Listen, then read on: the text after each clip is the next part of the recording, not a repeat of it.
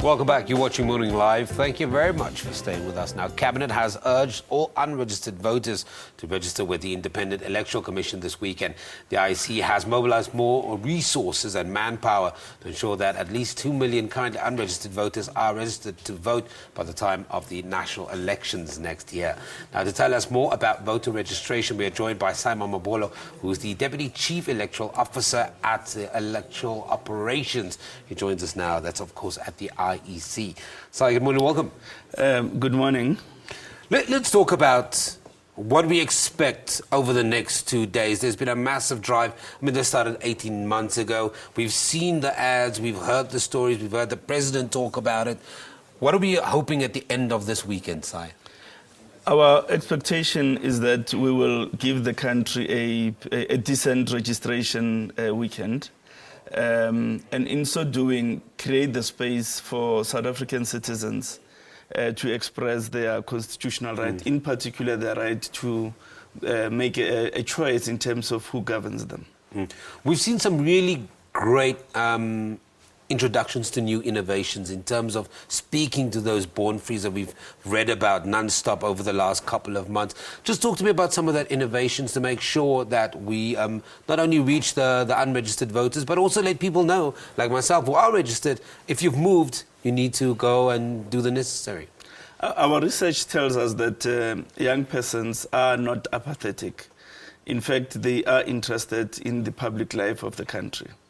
To that extent, they do indicate that, however, they need to be spoken to in a manner in which they communicate ordinarily, in the manner in which they converse in the ordinary course of things. So to that extent, our campaign finds expression on the social media platforms, i.e. Mixit, Twitter, Facebook. And we've seen over the last few days a phenomenal growth in especially our Facebook likings. So we think that we are making the necessary progress that we need to be making. But of course, the real test is today and tomorrow. You will need to bring an ID book, a green barcoded ID book, or the smart card identity document.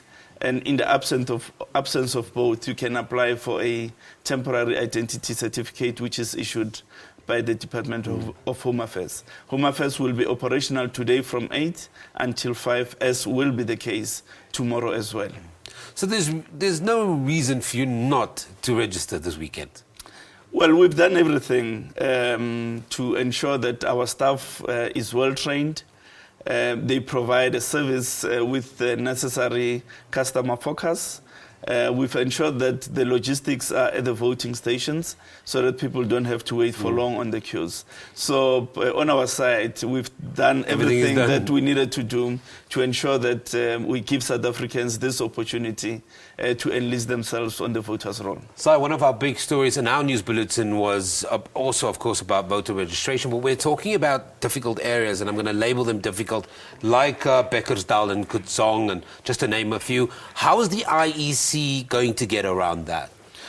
Well, until last night, we are engaging with community leaders.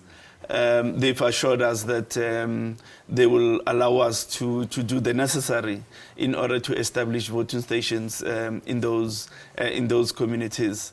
We hope that that works and that we afford people who are living in those communities an opportunity to enlist in the voters' roll and therefore position themselves to participate in the elections.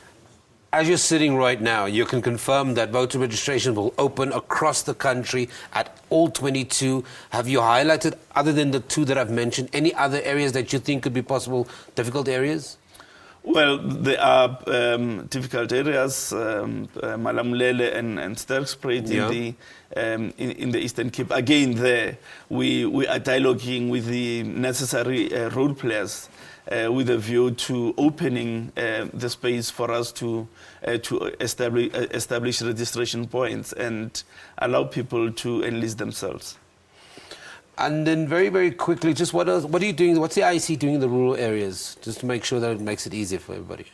Well, persons who live in rural communities, we've engaged them through the institution of traditional leadership, and voting stations in those areas are also open. Okay, sorry, we're going to leave it there, and I'll hand out that number at the end of the show for anybody who's interested. That's Mamabolo, the Deputy Chief Electoral Officer at Electoral Operations, talking to us about the 22,000 registration stations that's opening from 8 a.m. to 5 p.m. for people to register, change their registration details, or verify their details.